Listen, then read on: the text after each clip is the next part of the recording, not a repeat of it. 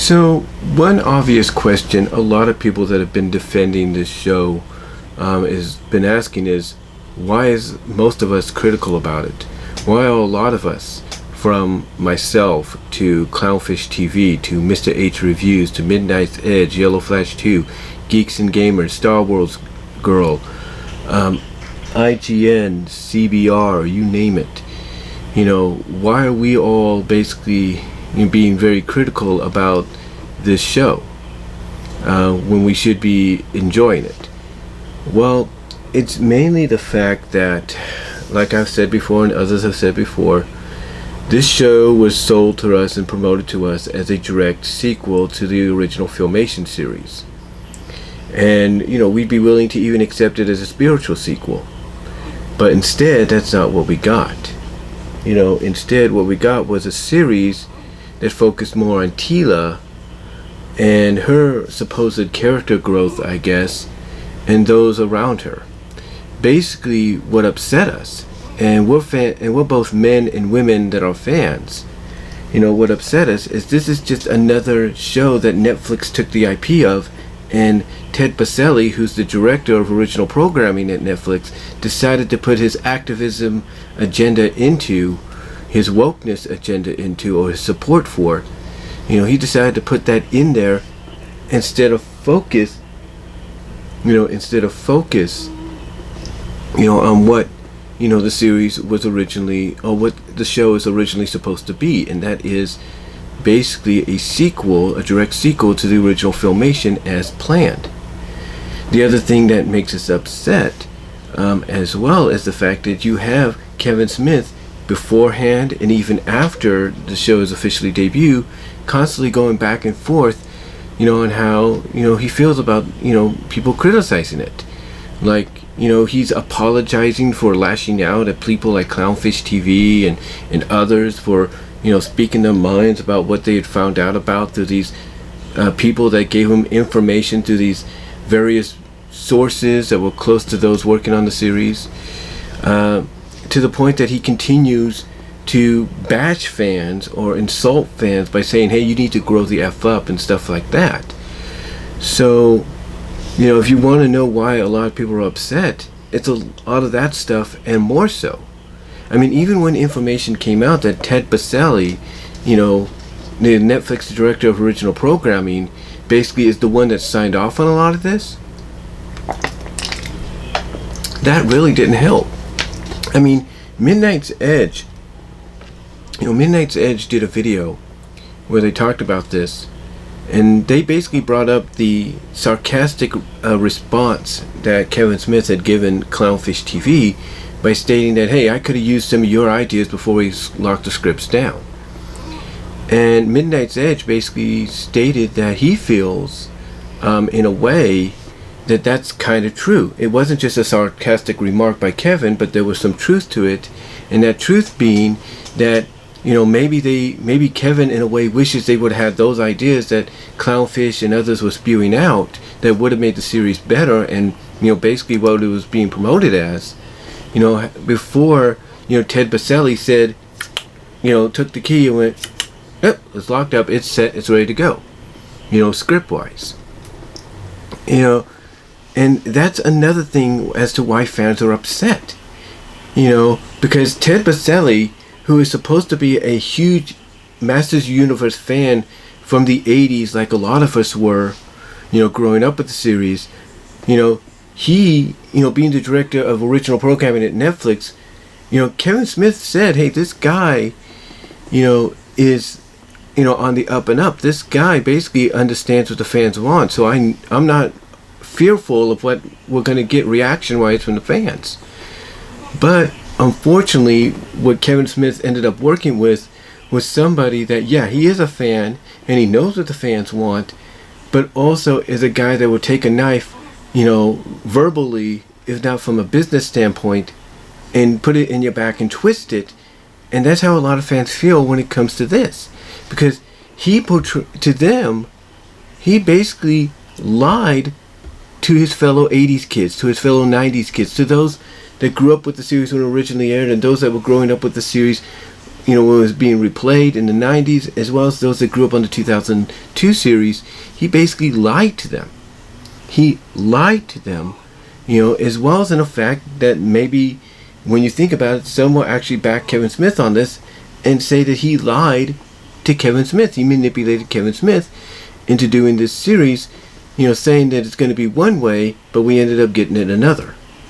And again, all this combined with a lot more that's come out, and probably will come out, is why fans are upset with the show. It isn't the fact that, the show doesn't have the potential to finish off strong. It does. We're not denying that. But when you have Kevin Smith and Ted Biaselli, saying things the way they're saying them, trying to promote it one way or another, and then you have Kevin Smith basically hinting at, the second half of the series is going to focus on Evil Lynn and all these other characters, and there's not a mention of Adam, although we're pretty sure Adam's going to show up. All that combined, you can't really blame fans for being upset, especially when they're promised one thing. It's like if you go to a pizza parlor, or you order a pizza to be delivered to your house. Okay? Let's say you order, like me and my mom, we'll order a Mount Everest combination from Mountain Mike's Pizza. And we usually get that. Every time we order, we usually get what we want. Now, imagine if we do that, and we get everything else we order, like the wings, the churros, the poppers, whatever. Imagine we get all that, but the pizza is the one thing that's off. The pizza is not what we ordered. Instead, it's a vegetarian pizza, or it's a Hawaiian pizza. How do you think we would feel? We asked for one thing and we got something else. It's like everything else was right, but this wasn't. How would you feel if that happened to you? Or how would you feel if you went to Popeye's Chickens or Kentucky Fried Chicken or El Pollo Loco? How would you feel if you asked for a certain kind of chicken? Like a Kentucky Fried Popeye, they have different varieties, different varieties of chickens and stuff like that. So let's say you asked for an 18-piece or a 20-piece bucket of chicken from KFC, or a 20-piece, bucket of chicken from Popeyes. And you wanted Pacific parts and everything. They said, sure, no problem, we got that. And it's all set up in the order. And then when they call you up to get your order, and you take your order, and you go out to your table, or you go out to your car, getting ready to go home, but before you do so, you check to make sure the order is right, and you see that the order is not right, how would you feel? Exactly. You wouldn't be happy. That's how fans feel here. That is why they have a right to be upset, because they were promised one thing and they were giving something else. That's why they're upset. That's why they're upset. And I get, there's a lot of people, like I said, I see it on Cartoon Research Facebook page. I see it in other places. I get people want to defend it. And if you liked it, fine, more power to you. Maybe you've seen something we don't. But the fact is, with all the potential it has to be good and the potential it has to finish off strong later down the line, what really irks people, and maybe it will kind of fade away over time, maybe it will blow off down the line, as long as Kevin Smith and Ted Biaselli don't do any more shenanigans, if you will.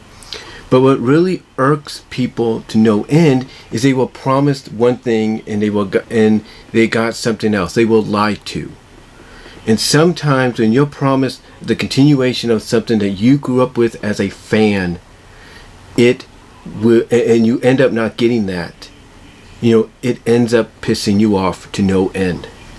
And that's why fans are upset. It's not the fact that the show is not good.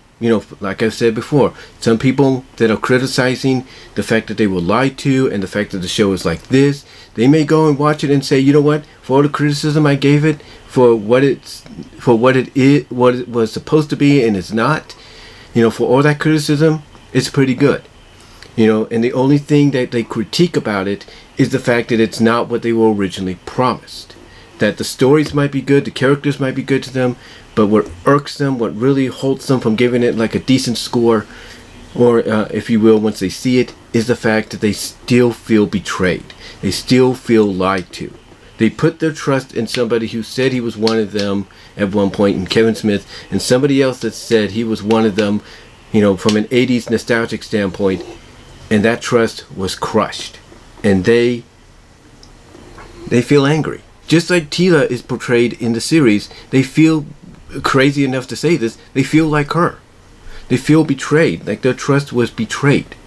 Like she feels her trust was betrayed because Adam didn't tell her he was He-Man. That's kind of how it feels. But here's the difference between Teela and the fans that are criticizing this. We're not taking it to the upteenth level and, you know, trying to blow everybody off and act like, oh, I am superior now, I am manly woman. No. We're just coming out and critiquing, giving our feelings, you know, expressing our feelings, venting, if you will, on how we feel about this. Again, over time it may blow over, and by the time we get to the second half, yeah, feelings of the first half may pop back up, but maybe the second half will make up for it. We don't know. But the thing is, this is why fans felt, you know, the way they did, or feel the way they do. It's called betrayal. It's called betrayal. Alright? I mean, you look here on YouTube, and guess what? A majority of the videos that are reviewing this, talking about this, you know, all are against what the series is. All against what the characters have become. And the blame in a lot of these videos goes towards Kevin Smith, goes towards Ted Biaselli. And I think, honestly, a lot of people, like I said, you know, yesterday, you know, are right about this. You know, if Netflix does another continuation or reboot of a classic 80s, 90s, early 2000s show, you know, that fans love and want to see brought back, then great, that's great. The only thing they ask of is you keep Ted Biaselli far away from it as possible. Don't let him touch it. Don't let him touch it. Say, hey, you caused enough trouble, we're going to let this person do it because this person knows how it should be. And if you want good examples, you know, of a show continuing properly, being done properly with a continuation, I'll give you one show in particular. Biker Mice from Mars 2006. That was basically hyped up, promoted, and sold to the fans as a continuation of the original 93 to 95 series. And guess what? Even though it took place years later in the continuity, it was exactly that. It was exactly that. Excuse me. It was a continuation of the original series. Yes, they changed up some of the character designs, like Charlene, you know, she had a short haircut and everything, that's fine. You know, yes, they made Harley, who we got introduced to in the finale of the original series, and we see again here in the finale of the continuation. You know, yeah, they made her a little bitter because she felt betrayed and everything, but they gave her a reason. They gave her a reason for feeling that way. Okay, they gave her a legit reason because she thought she had been abandoned. They gave a justifiable reason as to why she felt that way. They showed a flashback of how this happened. Okay, or how that happened. They gave a justifiable reason. Here with Teela, this is not a Teela that's justified by the way she's acting because, oh, nobody told her He-Man was, you know, He-Man and Adam were, you know, one and the same. You know, nobody told her that. You know, nobody bothered to say, oh yeah, He-Man and Adam are one and the same. Oh, sorry about that. Oopsie daisy. You know, they didn't tell her that. And what did she do instead of being understanding of it? Instead of being like, okay, fine, I get it, you know, and then going off and trying to figure out what's next, what does she do? She gets angry, throws a tantrum, turns her back on everything and leaves, and becomes a mercenary for hire. Here, it's justified as to why, here in Biker Mice, it's justified as to why Harley's acting the way she did. Because one, everybody thought she was dead. They even gave an explanation at the end of the original series that they tried to find her many times and when they thought they came close, she was gone. Or when they thought they came close, she was gone.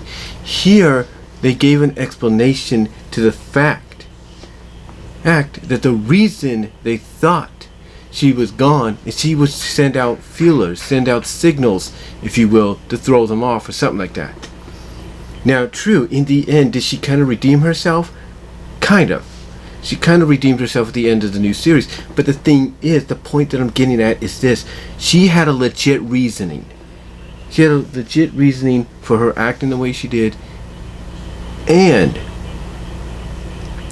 if you will, the protagonists, Vinny, Throttle, Moto, Carbine, they all had a legit reasoning for being surprised at her, being alive, for her being, out and about and everything, if you will, but also understanding as to why she felt the way she did. The fact of the matter is this: that there, as crazy as it sounds to some, is a better example of a prime example of how a series needs to be continued if you're going to do a direct sequel to it, or to the original. This here wasn't, and that's what pissed a lot of fans off. Again, if you enjoyed the series, more power to you. I'm glad you liked it. Hopefully the second half will win a lot of people over. And you know what? Maybe those that are criticizing it, like myself, might tune it in and watch it and be like, oh, it's decent. When it's all said and done, you'll go like, oh, it was that first half, it was alright, it was decent. The only thing I didn't like about it is it wasn't what we promised. And that's it. That is it. The only criticization they will probably still stick by is it's not what we were promised. Or if they go into it and watch it and think of it as not Masters of the Universe, then maybe, that'll help them as well. But the thing is, what's always going to stick with them, even if they go and watch it and they give it a okay review, like it's a decent, like 5 out of 10, 6 out of 10, what's going to hurt them from really backing it up, for the time being, and saying it's a lot better than we thought, is it's not what we were originally promised. And that's why fans are upset. And that's all I'm going to say. So for those that have been wondering, why are these people so critical? Why are people like Clownfish, Neon and Geeky? Why are people like, Geeks and Gamers, Yellow Flash 2, Midnight's Edge, Mr. H Reviews, anybody under the sun that's been talking about this and criticizing it and pointing these things out? The reason we are doing that is because of the fact that we were lied to by Kevin Smith and Ted Biaselli, at the fact that we were promised one thing and we were given something different. And that's why we're angry. That's why we're critical. That is why. So that's all I'm going to say, guys. Let me know what your thoughts are down below in the comments, as well as in the live chat during the premiere. How do you feel about all this? And I will talk to you all later. Like the video. Peace.